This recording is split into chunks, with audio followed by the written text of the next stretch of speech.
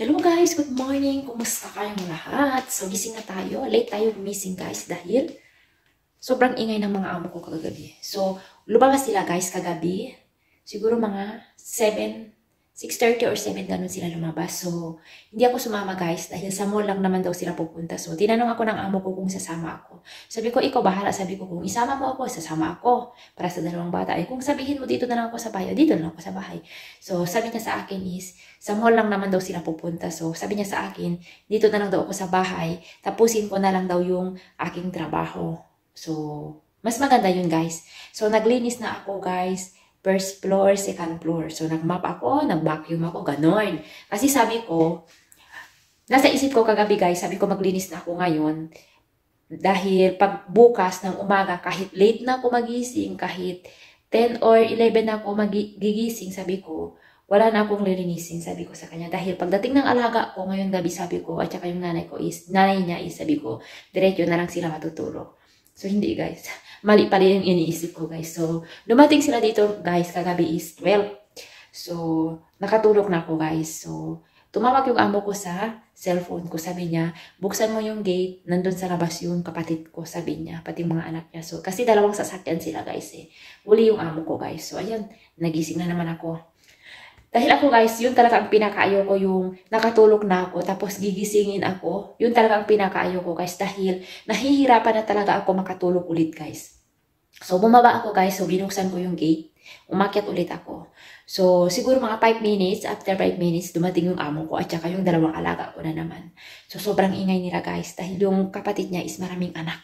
So ito guys, bago ako umakyat kagabi guys, nung lumabas yung amo ko, wala yan guys, malinis yan. Malinis yan. Kahit isang plato wala, kahit isang baso wala. Malinis lahat yan. So ngayon may mga hugasan kami, gano'n. So ayan. Ayan. Tapos maglilinis pa ako dito sa sala dahil yung tambayan nila kagabi guys is dito sa sala. Sa malaking sala pa talaga. So ayun guys. So palpak yung paglilinis ko kagabi guys. Mali yung inaakala ko na kahit gigising ako ngayon na late na, wala na akong gagawa, wala na akong gagawin. Tapos ito talaga yung pinakaayaw ko guys sa amo kong babae kapag gagawa siya ng kape, yung gahawa. Gahawa yung sa Arabic guys. Ganito guys, ganito yung amo ko. Ganyan din ba yung amo nyo guys? Ayan, nakita nyo yan? Ayan. Ayan. Ayan. O, diba? Ayan. Ayan. Dito pa sa isa. Ayan. Ayan. Ganyan siya gumagawa ng gahawa, guys.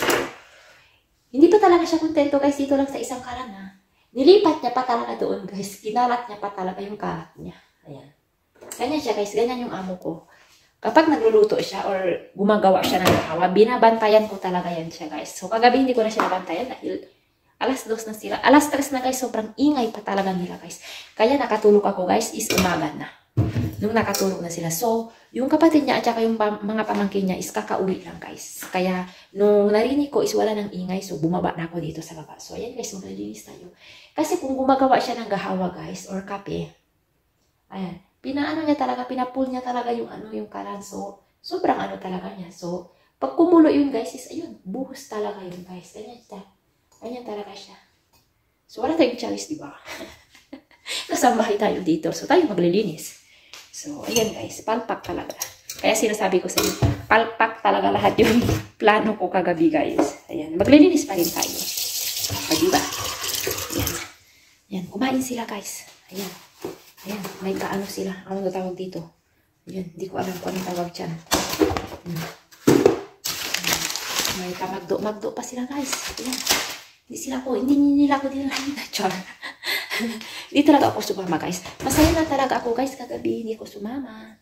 Dahil alam po, sabi ko ay makakatulog ako ng maaga pagkatapos ko maglinis. Dahil pag kinabukasan sabi ko wala na akong gagawin. So magluluto na lang ako ng pagkain ng dalawang bata.